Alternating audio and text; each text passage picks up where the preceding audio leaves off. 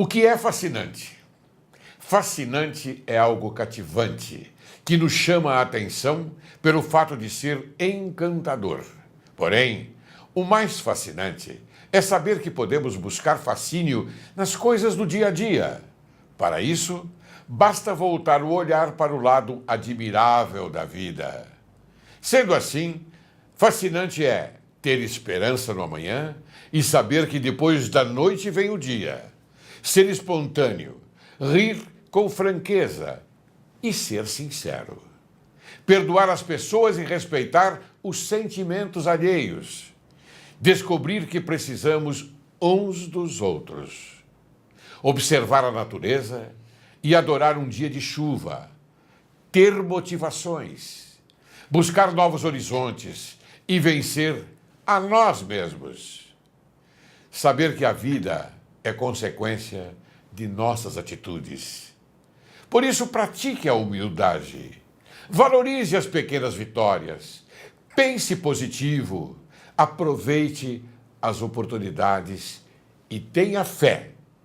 Tudo isso porque é fascinante viver.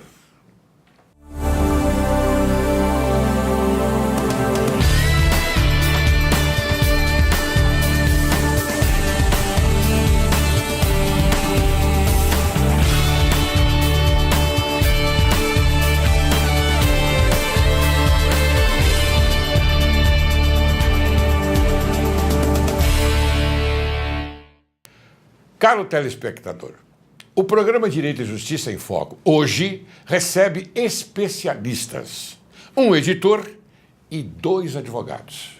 O editor é especialista em livros digitais, que vai falar sobre o livro no mundo virtual.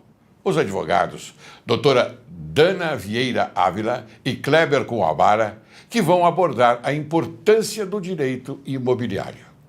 Quem diria que o livro já tenha sido produzido no papiro e hoje está sendo lido por meio eletrônico. O e-book ou livro digital é o conteúdo de informação semelhante a um livro em formato digital que pode ser lido em equipamentos eletrônicos, tais como computadores, leitor de livros digitais ou até mesmo celulares. Segundo a Câmara Brasileira do Livro, a venda de e-books no Brasil cresceu 225,13% entre 2012 e 2013. Hoje, vamos entender o processo de evolução do livro para a era digital. Quanto ao setor imobiliário, em 2013, os financiamentos para a compra da casa própria somaram aproximadamente 109 bilhões, a maior marca da história. Porém, em 2014, o preço dos imóveis subiu menos do que a inflação. Será que agora é a hora de comprar a tão sonhada casa própria? Quais os riscos em investir no mercado imobiliário neste momento?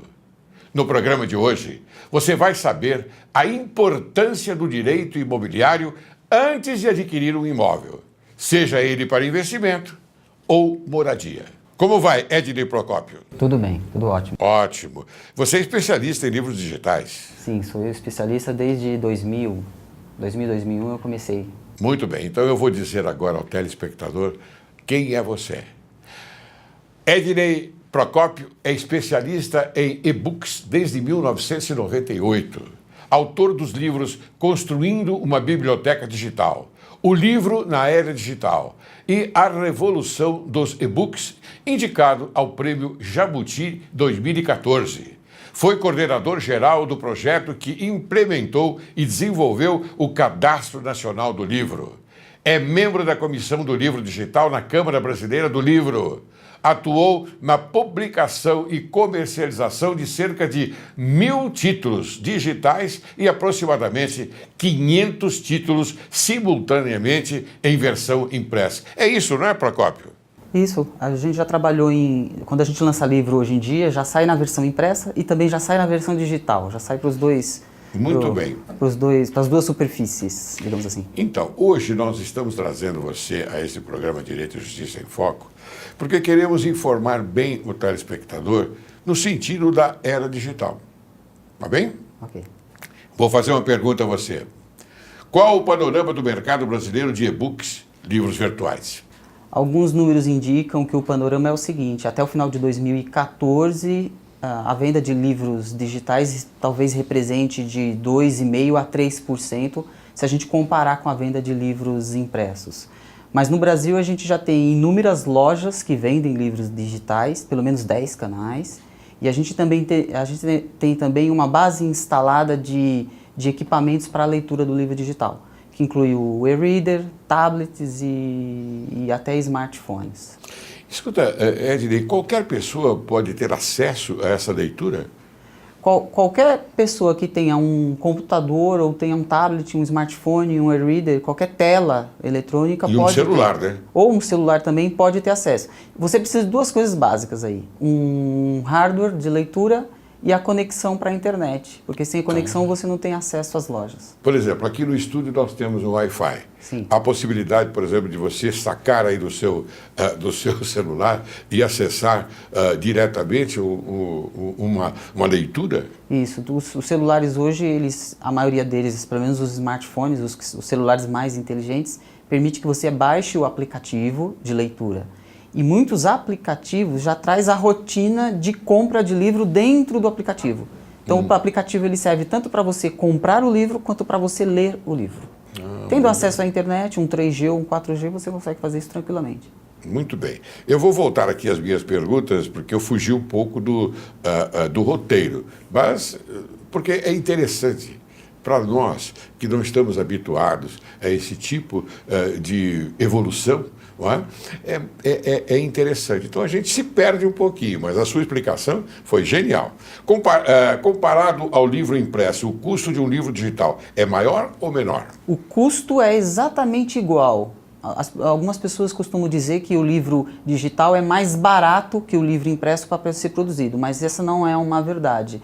Porque para você publicar um livro, você precisa de revisar, precisa de um copydesk, uma preparação de texto, uma diagramação, você precisa de pesquisa iconográfica, de imagens, de uma série de coisas que serve tanto para o livro impresso quanto para o livro digital. Então o custo de se produzir um livro digital é exatamente o mesmo. A única coisa que muda é que no caso do livro impresso você tem os custos da impressão. A partir daí muda. O livro eletrônico já não tem mais o custo da impressão. Mas o livro eletrônico tem, por exemplo, o custo de armazenamento, de questões de segurança. Ele tem outros custos que são menores em comparação ao livro digital. O do livro impresso. Mas da impressão para frente. Ou seja, da gráfica para frente, do papel para frente, o custo é menor. Sim, eu entendi. Você está me dando a resposta correta. Agora, mas nós temos que pagar a alguém esse acesso. Isso. Aí, a gente falou antes do custo. Agora vamos falar do preço de capa do livro, que é o que o consumidor paga. Geralmente no Brasil, o livro eletrônico ele é aproximadamente 30% mais barato que a versão impressa. Então, nesse sentido, sim, o leitor compra sempre um livro eletrônico bem mais barato que o impresso. Sim, nós temos que informar o telespectador, já que você mencionou a capa do livro. Quer dizer que quando você acessa para ler um livro, ele não vem com a capa, ou vem? Ele tem um preço de capa, que a gente também é um termo técnico. Sim. Okay? Então, se um livro impresso custa, por exemplo, R$10, um livro digital vai custar R$7. Esse é o preço de capa que a gente chama. Então o livro digital sempre vai ser mais barato que a versão impressa. Sempre vai ser mais barato, exatamente porque não tem os custos da impressão, transporte, logística e etc. Sim. É como se o custo da impressão estivesse na mão do leitor, porque como o leitor está com a tela na mão, a tela é o papel. Então o leitor já pagou pelo papel. Ótimo. Muito bem explicado. A cada mês, 8 mil links usados para downloads ilegais em sites de compartilhamento são excluídos da rede. O país tem plataformas seguras, não é, para proteger as publicações virtuais na pirataria? Então, sim, temos, com certeza absoluta. Por exemplo, vou citar para você 3 empresas brasileiras que vendem livros. A Livraria Cultura vende, a Livraria Saraiva vende e a IBA vende, só para dar um exemplo. Sim. Todas elas são plataformas seguras. Então, por exemplo, se um leitor compra um livro nessas plataformas, ele não consegue piratear estes livros. Os livros que são pirateados, que são esses dos 8.000 links que são tirados, Sim. são aqueles livros que o próprio leitor ou digita ou digitaliza e escaneia, e ele mesmo coloca a versão impressa na internet. Então a gente está falando de um outro tipo de pirataria. Todas as vezes que uma editora ou um escritor deixa de colocar o livro dele na internet, ele está correndo o risco de alguém digitalizar e colocá-lo de graça. Então a pirataria, ela não está dentro do aplicativo nem dentro das livrarias online que vendem livros digitais. Ela está fora, ela corre por fora. Mas é mais difícil, né? Se você comprar um livro digital, por exemplo, na Livraria Cultura, já vem com senha, vem com uma série de restrições que você não vai conseguir facilmente, de modo muito fácil, você não vai conseguir piratear. É mais fácil piratear um livro que alguém foi lá, escaneou em casa e colocou na internet. Esse é fácil. Ah, bom. Então há possibilidade dessa prática, né? Nada na internet é seguro, absolutamente nada na internet é seguro. Não tem nada, eu não conheço nada, eu estudo a internet desde 98, eu não conheço nada na internet que seja seguro, nada. E nem os cartões de crédito? Muito menos. Muito menos? Muito bem, eu vou passar para uma próxima pergunta, uma curiosidade. Uma pesquisa apresentada pela empresa Publishing Technology mostrou que 43% entre 3.000 entrevistados nos Estados Unidos e Reino Unido leem livros nos seus celulares. Os smartphones impulsionaram o consumo dos livros virtuais? Isso é verdade, porque como você já tem por exemplo, você poderia optar por comprar um e-reader, que é aquele equipamento que lê o livro digital. Mas como você já tem um aplicativo dentro do celular, isso facilitou os acessos aos livros digitais. Então, com um smartphone, você já por exemplo, da marca Samsung, já vem com o aplicativo de fábrica. O próprio Android já dá algumas opções aí para você ter leitura de livros digitais. Então isso popularizou os livros nessas regiões aí e no Brasil também. E o número por exemplo, lá nos Estados Unidos, você tem pelo menos 50 milhões de iPhones na mão das pessoas. Nossa! Então, em vez de você carregar 3 livros pesados, a própria tela do celular já te ajuda na mobilidade. E certo é que, pelas predições que nós estamos acostumados a ler, né, há possibilidade para o futuro de você monitorar o seu relógio e nele você ler também, fazer a leitura do livro. Ou não é? Sim, com certeza absoluta. Pelo seguinte, o livro, o que é um livro? O livro é um registro que tem o ISBN, que é um númerozinho de registro, uma espécie de RG. ISBN. É uma espécie de RG que identifica o livro. Sim. Um documento tendo um ISBN, ele pode ser impresso em qualquer tela, em qualquer uma. Tablet. Antigamente a gente imprimia esses livros, imprimia entre aspas em palm tops, lembra aquelas agendas eletrônicas? Sim. Então, o problema dessas telas pequenas é só que elas são incômodas, apenas isso. Então quer dizer que essa predição para o futuro, ela se torna incômoda em determinado momento como a leitura de um livro? Porque o livro impresso ele tem uma tecnologia insuperável por causa do ganho de tela do livro impresso. Sim, claro. E esse ganho de tela, as máquinas menores que têm as telas menores, elas não conseguem bater. Geralmente você tem o mesmo conforto de leitura você tem no tablet. Mesmo conforto. Mas quando você vai para as telas menores, o conforto não é bom. Então eu acredito que no caso desses relógios, desses relógios inteligentes, eu acredito que ali vai ser só frases, né? Informações rápidas. Sim. Não vai ser um livro inteiro. Não dá para ler um Dante num relógio. Por exemplo, eu estou aqui com o meu iPad, não é? Eu tenho as perguntas aqui e tenho as perguntas impressas aqui para minha segurança. Sim.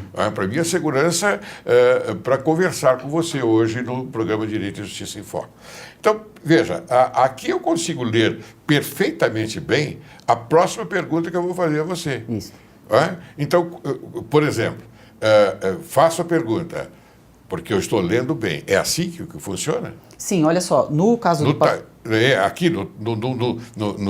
no iPad e o papel está aqui. Isso, a experiência do iPad, ela é melhor em termos de resolução para os olhos do que o papel, mas o que pode perceber é que o que te dá mais segurança ainda não é o tablet, ainda é o papel. É o papel que está te dando segurança.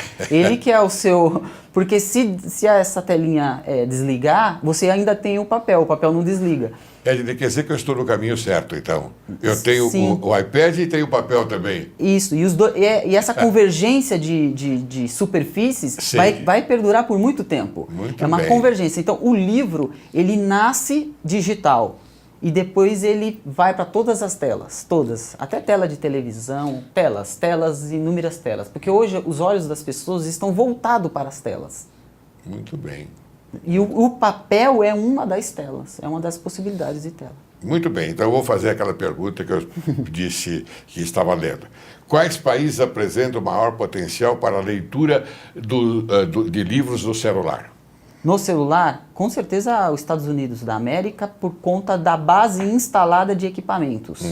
O smartphone, o produto smartphone nasceu nos Estados Unidos, em 2005 se popularizou, e você tem nos Estados Unidos pelo menos, no mínimo, só da marca Apple, você tem pelo menos 50 milhões de iPhone na mão das pessoas. Muito bem, mas segundo a nanotecnologia, porque é o aperfeiçoamento, não é? Não veio lá dos países asiáticos, como por exemplo o Japão?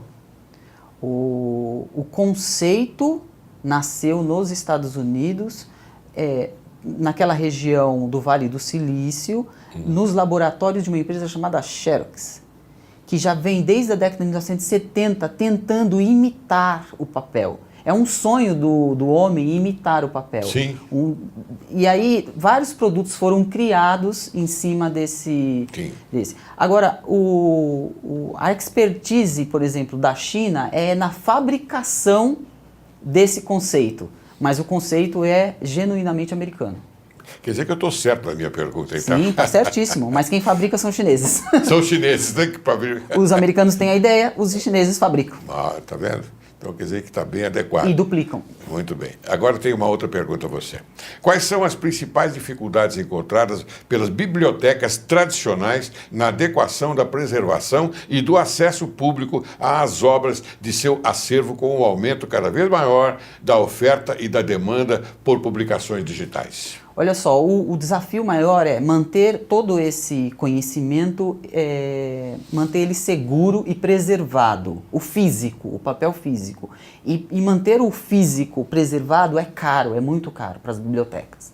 Fora isso, tem a questão do acesso. Então você imagina um dia em que você está na sua casa, no seu tablet, você digita um livro antigo, qualquer um, e o sistema aponta para você em quais bibliotecas você encontra aquele título, independente se aquele título está digital ou impresso. As bibliotecas, você leitor precisa se levantar, sair de casa e ir até as bibliotecas. As bibliotecas não vão até você. Então existe uma diferença básica entre as bibliotecas digitais e as convencionais. As convencionais você precisa ir até a biblioteca e as bibliotecas digitais elas vêm até você. Então o desafio é o seguinte: quais livros eu tenho naquela estante, naquela biblioteca? As bibliotecas convencionais, elas têm que fazer um mapeamento de tudo que elas têm e elas têm que colocar isso em forma de prestação de serviço para o consumidor ou para o leitor e permitir que ele ache esse conteúdo, porque senão o leitor não vai sair de casa para ir até a biblioteca. Ele só vai sair de casa para ir até a biblioteca se ele souber que o que ele está procurando está lá naquela biblioteca. Então quer dizer que a profissão de bibliotecário ainda tem espaço nos dias atuais? Eu acredito que é a profissão do futuro, pelo amor de Deus. Que maravilha! Com certeza. Quem é que vai... qual é o profissional que vai lhe indicar a informação que você está procurando no meio de uma enxurrada de informações? Só pode ser o bibliotecário. É ele que vai catalogar, indexar, é ele que vai dizer, olha, aquilo que você está procurando está naquela estante. É claro que os sistemas informacionais, a tecnologia ajuda por conta da indexação das palavras. Sim. Mas ainda assim você precisa de um bibliotecário para dizer onde estão as coisas. Muito bem. Comente agora em poucas palavras, eu peço a você, por causa do meu tempo, que é exíguo, lamentavelmente, porque essa é uma informação preciosa, sobre os autores independentes, ou seja, isso pode influenciar na qualidade de uma obra? A edição independente? Sim. Se o autor se autopublicar, sim, pode ter um problema de qualidade, porque... Sim, mas espera um pouquinho. A edição do autor é uma coisa e a edição independente é outra, não é? Sim, são coisas diferentes. Pelo seguinte, autor independente é o autor que não está atrelado a um selo editorial específico. Sim. O autor que se autopublica, ele usa ferramentas para se autopublicar. E se ele faz sozinho, corre um risco de não ter qualidade por conta de revisão, de uma série de coisas que você tem, de processos que você tem durante a publicação de um livro. Um escritor, ele pode escrever um livro sozinho, mas a publicar um livro sozinho... Aí já fica mais difícil, né? Me diga uma coisa, então, muitas obras estão sendo financiadas através desse sistema, em primeiro lugar. Qual a vantagem para o colaborador que a financia? É que existem algumas prestadoras de serviços editoriais onde o autor busca esses prestadores e, em vez dele mesmo fazer a autopublicação, ele paga para essas empresas. Mas, independente de quem pague, de quem financia a obra, o importante é a qualidade editorial. No Brasil, só para você ter uma ideia, quem financia as obras é o governo. 55% do mercado editorial brasileiro é pago pelo governo, por conta dos livros nas escolas. Muito bem. Olha, eu estou encantado com a sua performance, como eu já disse em off para você, né? E eu gostaria que você agora fizesse uma consideração, não é? E colocasse aqui para o telespectador a sua consideração da atualidade no tocante àquilo que nós estamos comentando. Eu acredito que as pessoas têm de ler livros. Não importa se elas vão ouvir livros, se elas vão ler no papel, se elas vão ler no smartphone, se elas vão ler num tablet, não importa. O que importa é que elas leem os livros. Essa é a minha consideração. Isso é o mais importante. Isso é o mais importante de tudo. E você acha que o brasileiro lê livro? O brasileiro lê livro, sim. Ele infelizmente não tem acesso ao livro e várias questões econômicas e etc., socioculturais, ele ainda tem dificuldade de alcançar os livros. Mas se os livros fossem mais populares, eu acho que o brasileiro ia ler mais livros. Muito bem, eu apreciei bastante as suas colocações, viu, Ednei Procópio? E tenho certeza absoluta que nós demos um passo muito grande hoje no Direito e Justiça em Foco. Nós informamos essa era digital ao telespectador, isso é muito importante. E eu sugiro que, numa próxima oportunidade, quando houver, a gente fale sobre direito autoral, que é um tema também muito interessante para o telespectador. E você já está convocado, então, para uma próxima oportunidade, eu agradeço muito. Muito bem, eu agora quero me despedir de você nesse bloco. Eu gostaria de entregar a você um mimo do programa, que foi oferecido por Brigadeles. É uma empresa que está fabricando uns brigadeiros maravilhosos, excelentes. Então, eu faço a entrega para você e espero que você deguste e goste. Tá bem? Obrigado, doutor.